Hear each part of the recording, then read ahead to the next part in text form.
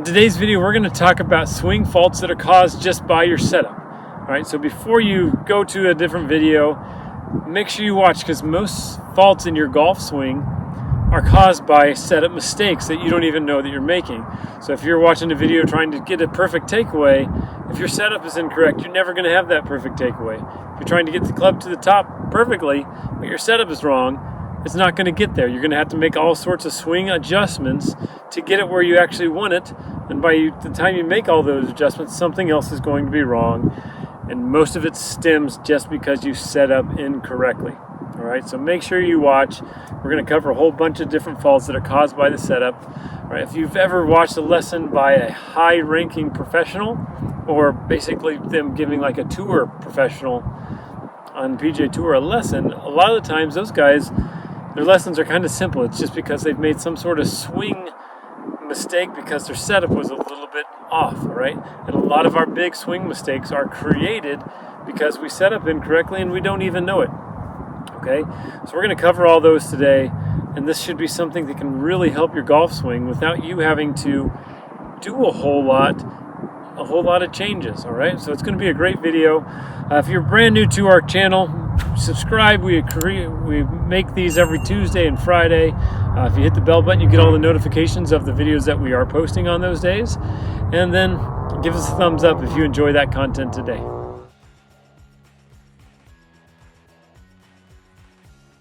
The first thing that we are going to cover is your alignment. All right, basically how you aim, and then towards the end of the video, I'll give you kind of some drills to help you with this alignment. All right, but first we're going to cover alignment. So we'll start off with the most common alignment mistake that we make. So a lot of us, we hit slices when we play golf. It's just how we kind of do it. The majority of golfers hit slices.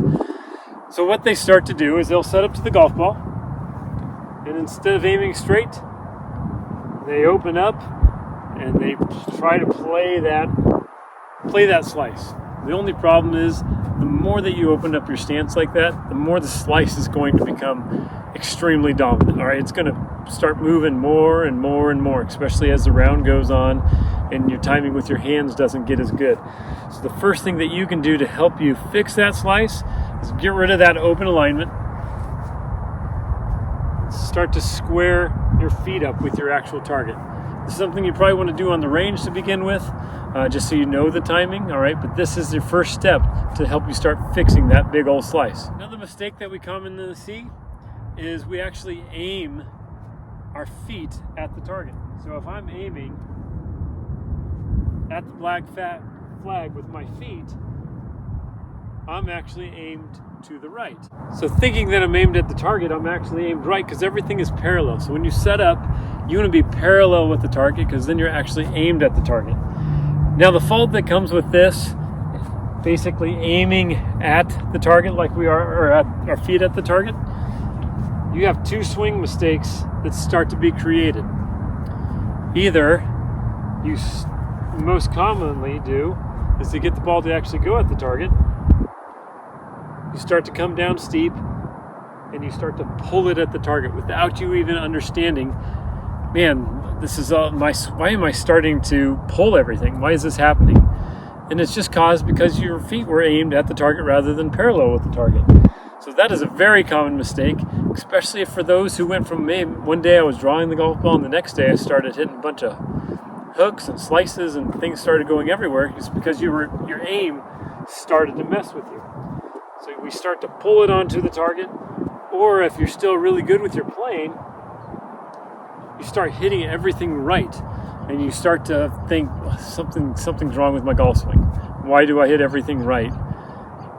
And it's usually just caused because of your aim, right? And then if you're hitting everything right, you start to become more active with your hands, and you start hitting these big old blocks, or you hit these big old hooks, and everything is just out of sorts. And of course, if you have a more lofted iron, it's not going to make that big of an effect, but as it turns into less lofted irons, like long irons, drivers, woods, it becomes much bigger misses.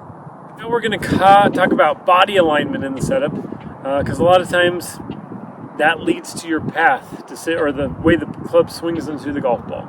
Okay, so if we set up against this target, if you're somebody who slices, you will tend to have your shoulders open.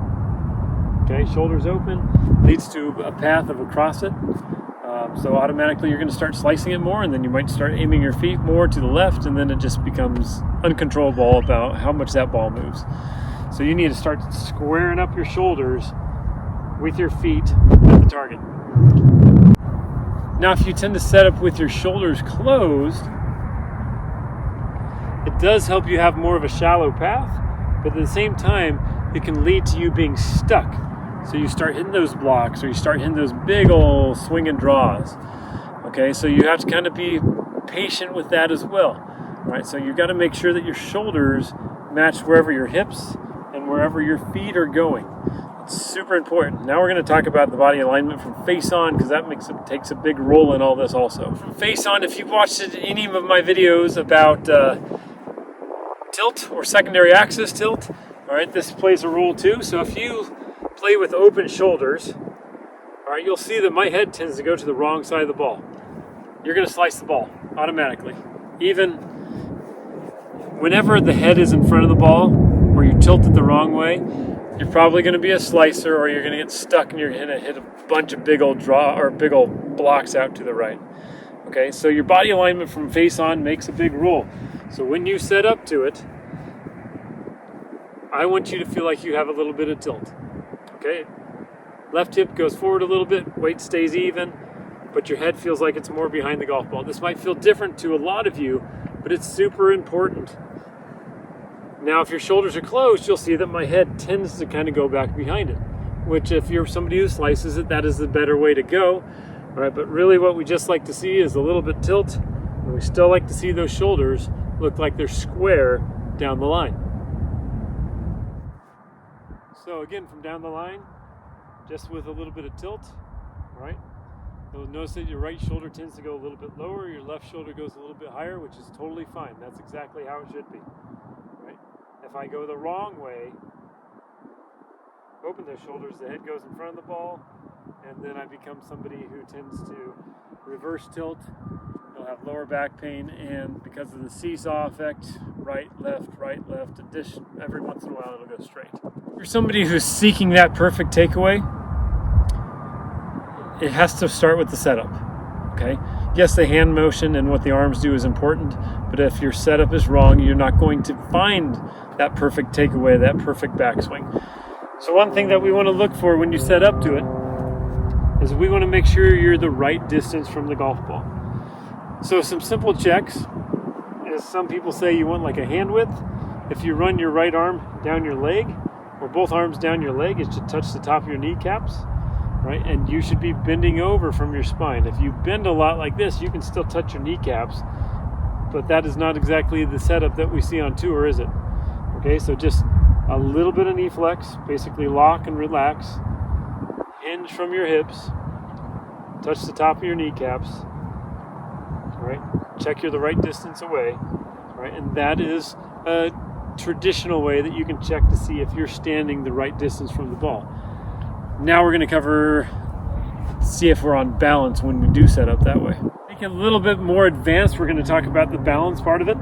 So if you just stand straight up and down, you'll notice that your weight basically goes through your ankles. If you're on your toes, you're going to feel a lot. If you're on your heels, you're going to fall backwards. Okay, so we want that weight to go through the ankles. If you're somebody who struggles with falling backwards, the ball tends to go right. If you're somebody who tends to fall forwards, the ball tends to go left, all right? Because our body stops turning when we get on our toes, and our body opens up and stands up, which makes the face open if we're on our heels too much. So we need to make sure that that balance is good. So when you set up to it, imagine dropping a line from the back of your armpit. It should go through your kneecaps, right? If your knees are bent too much, you're going to notice that's not going to work, right through your kneecaps, just in front of your ankle. And then if you drop a line from the front of your shoulders, it should be in front of your shoes. If you're tending too straight up, it's going to be through your toes. If you're too bent over, it's just going to feel like the weight starts to go to your toes, and again, your balance will be off. So when you set up to it, make sure you're the right distance. Check some of those balance points, right through the kneecap, midfoot, just in front of the toes, okay? And then make sure that balance is good. All right, balance is super important in the golf swing, right? We just talked about if you tend to fall backwards, the ball goes right. If you tend to fall forwards, the ball tends to go left. All right, if you ever watch tour players, they always finish on balance. Well, most of them do. Every once in a while they fall off balance. All right, but balance is super important in the golf swing to help you control that club face. If you're watching this and you're wondering what should my setup be with your driver, it's pretty similar, okay? Your setup is going to be a little taller because the club is automatically longer, okay? But everything else is pretty much the same. Your hands need to feel like they're underneath the chin rather than arms hanging straight down, okay? But besides that, not a whole lot of difference when it comes to your driver. If you do have a question about that, make sure you post that down below. All right, so here's the swing fault that comes from standing too far from the ball. If you stand too far from it, besides the weight going to your toes, it'll tend to be a flatter swing. So you'll tend to take the hands inside, and that perfect takeaway that you're trying to achieve is going to be lost. Okay, now if you stand too close to it, of course the opposite is going to happen. The club might lift away from you.